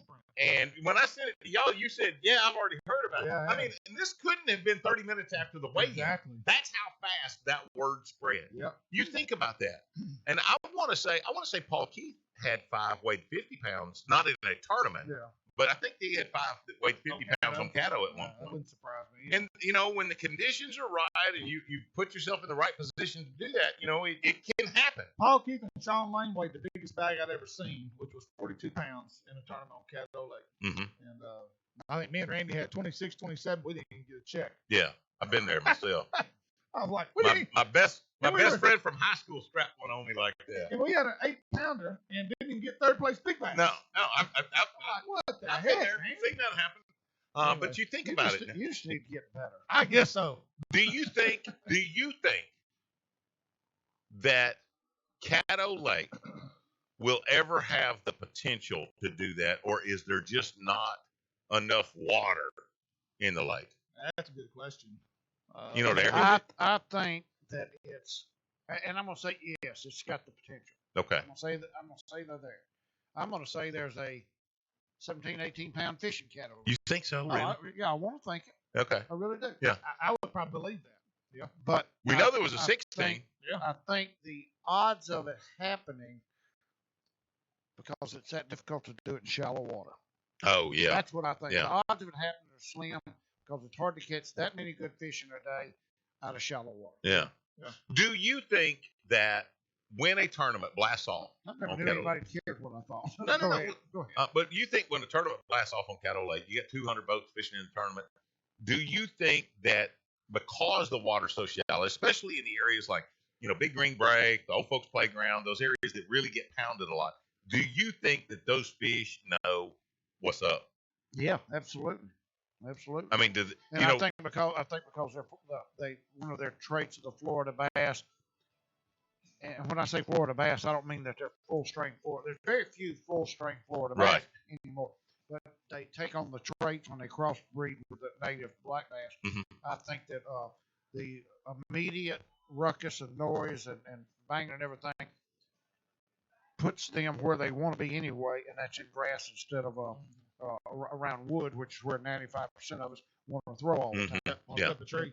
So I think they pull off the trees and will not pull back up on the tree during that traffic day, except for that 30 minutes when they pull up there to feed, and if you happen to be there, you catch them. Mm-hmm. Well, we are hooking up and tracking down 11:30, the Tiger.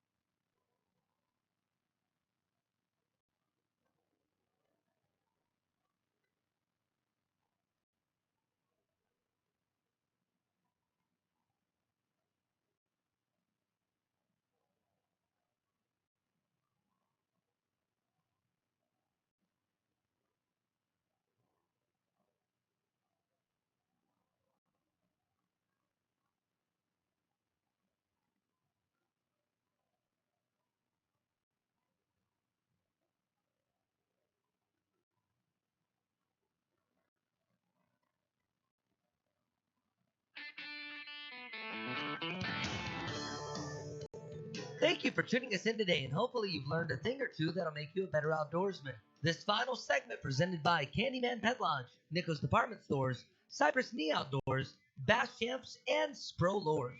Check out Spro's new line of colors offered in their Rock Crawler series of crankbaits. One more time, here's Gary, Steve, and Mike. Here's your Iowa best time to fish. This weekend is ready to spare as we will be in a crescent moon. And The crescent, is that one is when it's on the rise. So like the next week or two, it'll be the full moon. Okay, gotcha. Okay. Or it can, I think, sometimes called a fingernail moon. Yeah, Sliver of fingernail. Yeah. There's only a 10% chance of rain through Sunday, with highs reaching 70 degrees and lows dipping in the lower to the mid 40s. The best time is going to be in the late afternoon, and you're going to hear that for the next 2 months. Oh, amen. Yeah. Friday, 2:37 to 5:37 p.m. Sunrise will be 6:44. Sunset 6:11. Saturday, 3:20 to 6:20 p.m. Sunrise will be 6:43. Sunset 6:12. Sunday, 4:06 to 7:06 p.m. Sunrise 6:41. Sunset 6:12. This has been your dial with best times to fish. And your Candyman Pet Lodge pet tip of the week: adopt a pet from a shelter. Make sure your puppy is spayed and neutered in order to prevent unexpected puppies. Many shelter dogs are also rescue dogs, which have come from some very bad situations. So if you're looking to get a dog, check out your local shelter and give a dog a good home. We got 4 of them at my house right now. You want one? No. Come on. Nope. Bow up. This has been your Candyman Pet Lodge pet tip of the week. Okay, we really didn't get to expound as much on it as I wanted to. New bait or a bait that's already being used to win the classic, and I think we all agree it'll be something that's been used for a number of years. Yeah. I did mention what kind of innovations that they could make on spinnerbait. I just don't know what else could be made other than maybe some type of a built-on stinger hook, trailer hook, anything along those lines. But one of the things that occurs to me is we are constantly surprised. Why did it take a bladed jig to come around so long? Why wasn't that here 50 years ago? You think about the innovations that we have seen that really is like, oh my God, why did, until Robert Hale had the crawl worm, people were pouring plastic worms for years and years and years. And when Robert Hale introduced the crawl worm, it was like, oh my God, yeah, greatest thing ever. Yeah. And one of the things that I think that between Robert Hale's crawworm and the Jean LaRue crawworm. And I'm gonna take this right back to the Cinco, because every time we interview one of the big time pros and ask them what do they wish they had 20 years ago that they have now, it's usually that Cinco. What was the lack of action that the Hale's crawworm and the Jean LaRue crawworm had? Everybody now, oh boy, look at those pinchers, man. Them suckers flop and do everything. When Paca came out with the flapping pinchers, that changed everything. Oh yeah, but the fact is, and you agree with this because you and I have fished enough together that, when the water's cold, you don't want that much action. No. You want it, pretty lethargic, subtle, just appearing in the water. And so it makes you wonder what's left to invent. What? I know what it is. Okay. I'm not going to tell you. And it's not the underwear. Okay. I've moved on. I've got another great idea. Okay. And it actually came when I was thinking when you said what took them so long to put the bladed jig. The blade on the jig. Yeah. And I didn't know this until they've actually been talking about it this week with Brian Thrift and MLF. The first bladed jig they came out with had a big blade. Much bigger. They're reintroducing that this year. Oh, really? I think it'll be at ICAST. They're introducing a new big bladed jig. It's like, the big talk nowadays has been the underspin. That underspin was around when my grandfather was a little boy. Yeah. And I wonder now, how many fish are we not catching because we're not throwing a hair jig in cold water? That hair jig was the absolute best there was in cold water because of the lack of action to it. Who's got a full line of hair jigs? Spro. Really? A full line of hair jigs. All colors. Wow. All sizes. I can remember when I was a kid, my grandfather would take me, and that was when you had a green and white hair jig tied on. They either bit it or you didn't catch no fish. Right. That's it. Period. And then we used to throw pork. Oh. Pork rind. And now they've got plastic that looks like the old Uncle Josh's pork. Yeah. The big chunks. It's just not soaked in the salt water. Right. Exactly. So I wonder what's left to invent. There's not a lot of innovations left in the world of the spinnerbait. There's not a whole lot left that you can do. I mean, you've got in the jig world, you've got everything from the biffle head to the swim jig to the structure jig. It's like, come on. And it's not that there's a big difference in the in the bladed jig and the spinnerbait. Right. There's not a lot of difference. No. But just what I said a while ago. If you can get enough people fishing it, fish will be caught on it, and more people will buy it. Mm-hmm. Yep, that's true. I don't think it. What do you think I really don't think that it's all this stuff is that great of an improvement over what we've already got. Yeah. Okay, with the Classic starting next week, what do you think? There's 51, 54. 51 anglers that are going to be there. What is one bait that every one of them will have tied on? Bladed jig. Bladed jig. Every one of them have that tied on. Will every one of them have a spinnerbait tied on? Probably not. No. See? Nope. And at one point, wouldn't you have said? Oh, everybody has spinnerbait. Everybody would have a spinnerbait tied on. Anymore. Will everybody have a lipless crankbait tied on? Yes, in this event, yes. Okay. Back when because you're talking about now, they've still got a healthy grass population in Gunnersville, don't they? Yeah. I mean, because I can remember back 25 years ago, that was the grass capital of the world. You were going to throw a jig around. So it makes you wonder, okay, indeed, there's going to be certain go-to baits. Like you with your confidence bait. Your confidence bait's a worm. Trick worm. Yeah. Exactly. That's your confidence and bait. what colors do I throw? Been known to catch up to 9 pounds a day with it. Son, I've watched him do Minimum. it. Yeah. That's what I got out of this today on the DUC Dubassi color. Yeah. What color is my trick worm? I ain't going to say that. No, I don't want anybody to know that. Now, everybody knows it anyway. Black with green and red flag. Yeah. Maybe that's something to that. I don't know. It's black. What's your It's black. Green and red. It's black. Green and red. Black. It ain't the emerald stuff in it. It's the black. What's your go-to bait? In when? In this time of the year.